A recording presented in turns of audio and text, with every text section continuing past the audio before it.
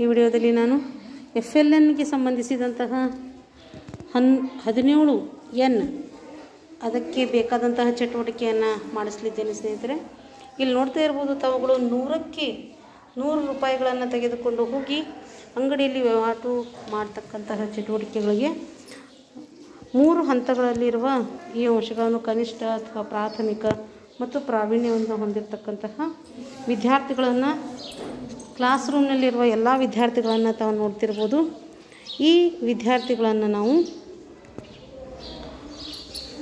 ನೋಟಿನ ಈ ನಕಲಿ ನೋಟುಗಳನ್ನು ಎಲ್ಲರ ಕೈಯಲ್ಲೂ ಮೊದಲು ಕೊಡಲಾಗಿದೆ.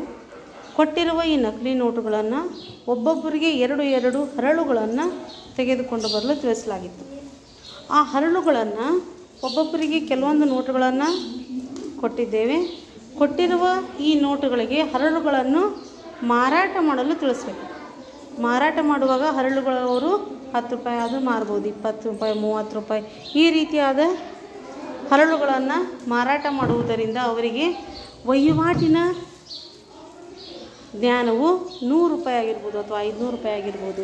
ಪ್ರಾವೀಣ್ಯತೆ ಹೊಂದಿರುವ ವಿದ್ಯಾರ್ಥಿಗಳಿಗೆ 1000 ರೂಪಾಯಿ ನೋಟುಗಳನ್ನು ನಾವು ಕೊಟ್ಟಿದ್ದೇವೆ. 500 ರೂಪಾಯಿ ನೋಟುಗಳನ್ನು ತಾವು ನೋಡ್ತಾ ಇರ್ಬೋದು. ಈ ರೀತಿಯಾದ ನೋಟುಗಳನ್ನು ಕೊಡುವುದರಿಂದ ಅವರು ಹರಳುಗಳನ್ನು ದುಡ್ಡು ಕೊಟ್ಟು ಅವರ ಸ್ನೇಹಿತರಿಂದ ಕೊಂಡುಕೊಳ್ತಾರೆ. ಈ ರೀತಿ ಕೊಂಡುಕೊಳ್ಳುವುದರಿಂದ ಅವರಿಗೆ 17N ಈ ಸಾಮರ್ಥ್ಯ ಸರಾಗವಾಗಿ ಬರ್ತದೆ ಎಂಬುದು ನನ್ನ ಅನಿಸಿಕೆ. ಕ್ಲಾಸ್ ರೂಮ್ನಲ್ಲಿ ಈ ರೀತಿಯಾದ ಅಂಶಗಳನ್ನು ನಾವು ನೋಡುವುದರಿಂದ ವಿದ್ಯಾರ್ಥಿಗಳಿಗೆ ಈ ಚಟುವಟಿಕೆಗಳನ್ನು ನೀಡುವುದರಿಂದ ನಾವು 100, 500 ಮತ್ತು 1000 ಒಳಗಿನ ವಿದ್ಯಾರ್ಥಿಗಳ ಜ್ಞಾನವನ್ನು ಅಂಗಡಿಯಲ್ಲಿ ಹೊರಗಡೆ ಜಗತ್ತಿಗೆ ಹೋಲಿಸುವುದರಿಂದ ಅವನ ಅನ್ವಯಿಕವಾಗಿ ಈ ಜ್ಞಾನವನ್ನು 17Nನಲ್ಲಿ ಸಾಬೀತುಪಡಿಸಲಾಗ್ತದೆ. ಈ ರೀತಿಯಾಗಿ ನೋಡ್ತಾ ಇರ್ಬೋದು ತಾವು 1000, 500, 20, 10 ಈ ರೀತಿ ನೋಟುಗಳನ್ನು ನೀಡುವುದು, ಹಾಗೆ ಹರಳುಗಳನ್ನು ಕೂಡ ನೀಡುವುದು. ಈ ರೀತಿ ಹರಳುಗಳನ್ನು ವ್ಯಾಪಾರ ಮಾಡೋದರಿಂದ ವಿದ್ಯಾರ್ಥಿಗಳು ನೋಟುಗಳನ್ನು ಪಡೆದುಕೊಳ್ತಾರೆ. ಹಣವನ್ನು ಪಡೆದುಕೊಂಡ ನಂತರ ಅತಿ ಹೆಚ್ಚು ಹಣವನ್ನು ಪಡೆದುಕೊಂಡಂಥ ವ್ಯಕ್ತಿ ಅತಿ ಹೆಚ್ಚು ಹರಳುಗಳನ್ನು ಪಡೆದುಕೊಂಡಂಥ ವಿದ್ಯಾರ್ಥಿಗೆ ಚಪ್ಪಾಳೆಯನ್ನು ಹಾಕಿಸುವುದು. ಈ ರೀತಿಯಾಗಿ ಚಪ್ಪಾಳೆಗಳನ್ನು ಹಾಕಿಸುವುದರ ಮೂಲಕ 17Nನಲ್ಲಿರುವ ಕಲಿಕಾ ಫಲವನ್ನು ನಾವು ಸಾಧಿಸಲು ಸಹಾಯ ಆಗ್ತದೆ. ಯಾವ ವಿದ್ಯಾರ್ಥಿಗೆ ಕೊಟ್ಟಿರುವ ಹಣಗಳನ್ನು ಎಣಿಸುತ್ತಾನೆಯೋ ಆ ವಿದ್ಯಾರ್ಥಿಯು ಎಣಿಸಲು ಬರುವುದಿಲ್ಲವೋ, ಎಣಿಸಲು ಕಷ್ಟಪಡ್ತಾರೆ ಅವರು ಕನಿಷ್ಠ. ಯಾರು ಕೊಟ್ಟಿರೋ ಹಣವನ್ನು ಎಣಿಸ್ತಾರೆ ಅವರಿಗೆ ನಾವು ಪ್ರಾಥಮಿಕ. ಯಾರು ಕೊಟ್ಟಿರುವ ಹಣದಿಂದ ಎಣಿಸಿ ಇನ್ನೊಂದು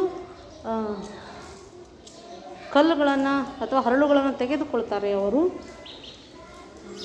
ಪ್ರೊಫಿಷಿಯನ್ಸಿ ಅಂದರೆ ಪ್ರಾವೀಣ್ಯತೆಯನ್ನು ಹೊಂದಿರುವ ವಿದ್ಯಾರ್ಥಿಗಳು ಎಂಬುದನ್ನು ನಾವು ಇದರಲ್ಲಿ ವಿಂಗಡಿಸ್ಬೋದು. ಹಾಗೆ ಅವರಿಗೆ ತಕ್ಕ ಹಾಗೆಯೇ ನಾವು ಇವಾಗ ನೋಟುಗಳನ್ನು ಕೊಡುವುದರ ಮೂಲಕವೂ ಕೂಡ ಈ 17Nನ ಕಲಿಕಾ ಫಲವನ್ನು 6ನೇ ತರಗತಿಯಲ್ಲಿ ನಾನು ಇದನ್ನು ಮಾಡಿದ್ದೀನಿ ಸ್ನೇಹಿತರೆ.